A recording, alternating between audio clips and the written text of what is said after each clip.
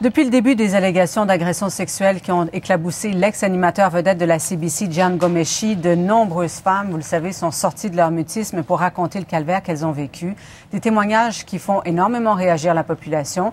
Mais ce dont on parle moins, ce sont des agresseurs. Qui sont-ils? Pourquoi commettent-ils ces gestes? Louis-Philippe, vous avez tenté de comprendre les mécanismes de cette déviance. Oui, Pascal, j'ai rencontré une sexologue, un psychologue, un psychiatre et même un avocat criminaliste pour tenter de comprendre ce qui se passe dans la tête d'un agresseur sexuel. C'est que plusieurs font le pari qu'en connaissant mieux les mécanismes, on puisse prévenir que d'autres gestes criminels soient posés et, dans un deuxième temps, inciter certains agresseurs potentiels à se faire soigner avant qu'il ne soit trop tard.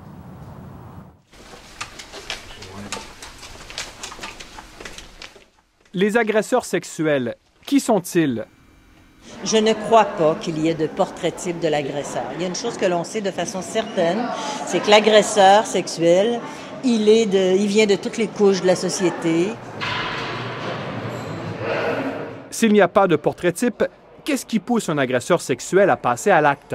Ils ont sur le coup un grand sentiment de bien-être, de triomphe durant l'agression, mais ce sentiment-là est très éphémère. Après ça, la réalité les rattrape. Au cœur de l'agression, il y a la prise de contrôle de la victime.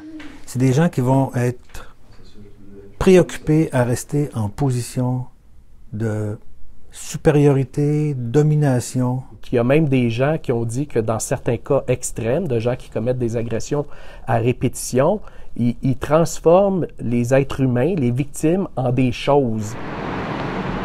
Pourtant, la définition légale de l'agression sexuelle est très claire. Et même si ce sont des personnes qui se connaissent, dans le lieu de travail, par exemple, on ne peut pas juste toucher les fesses à un collègue de travail parce qu'on est tenté de le faire. Là, c'est criminel. Pourquoi l'agresseur n'entend pas ou ne voit pas ces signes-là?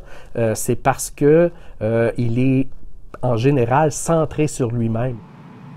À l'Institut universitaire en santé mentale de Québec, on nous dit que si un non n'arrête pas toujours l'agresseur, une dénonciation a beaucoup d'impact. Il y a des gens pour qui, après un délit, la judiciarisation, la médiatisation et la thérapie va être suffisant pour qu'il n'ait plus de passage à l'acte. Donc, dans la littérature, là, ça tourne aux environs de 90% environ de gens qui ne récidivent pas.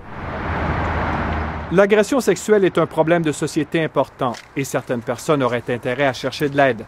Mais déjà, d'avoir des fantasmes déviants, des désirs de soumettre des victimes contre leur gré à des agressions sexuelles, c'est le signe, à mon avis, d'un problème et qui mériterait une consultation sur le plan clinique. Si les psychiatres ne peuvent pas venir en aide à tous les agresseurs sexuels, ils peuvent tout de même en aider un très grand nombre. Ici Louis-Philippe Ouimet, Radio-Canada, Montréal.